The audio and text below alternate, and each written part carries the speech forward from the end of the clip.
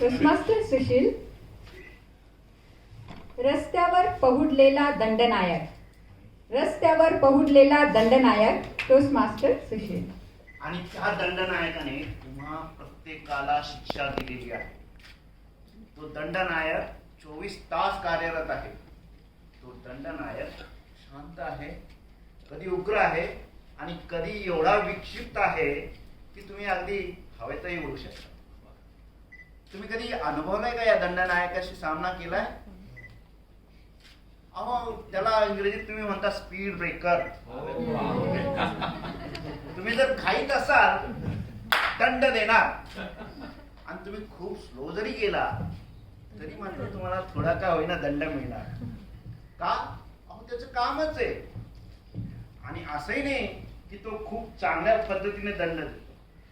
तुम्ही भली मोठी गाडी आणा, भल्या मोठ्या गाडीला तिचा जो अहंकार आहे तो कसा मिसळून मेणासारखा वितळून अगदी छोटा करता येईल याची तो मात्र दक्षता घेतो. तो दंडनायक कधी कधी अगदी व्यवस्थितपणे बांधलेला असतो. म्हणजे तुम्ही अगदी 20च्या वेगाने गेलात तर तुम्हाला कळणारही नाही.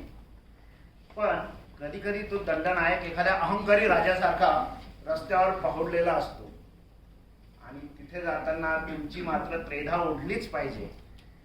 भले मग तुमची टाटा हॅरियर असो की अजून कुठली गाडी असो, प्रत्येक गाडीमध्ये तुमचा जीव असा धाकधूक करणारच. ह्या दंडनायकाला मी कसं सामोरं जाऊ? हा दंडनायक कधी कधी एकटा नसतो, त्याच्यासोबत 3, 4, 5, 6, 7 आणि त्या दंडनायकांवरनं जाताना असे सूर तालात गाडी वाजते आणि तुमच्या गाडीचा जीव हळू हळू हळू हळू. ते बघून मला असं कधी वाटतं की आपण का करतो, का एवढे दंडनायक रस्त्यात सगळीकडे विखुरलेले आहेत.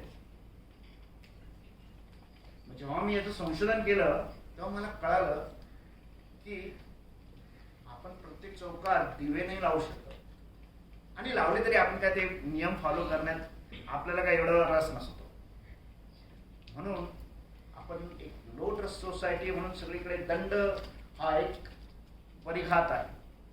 तुम्ही चुकी केली की तुम्हाला तो तत्पर न्याय म्हणून ते दंडनायक उभे केले. तसं जरी असलं तरी किती दंडनायक हवे? अहो, सिग्नल आहे तरी तिथे एक दंडनायक पहुडलेला.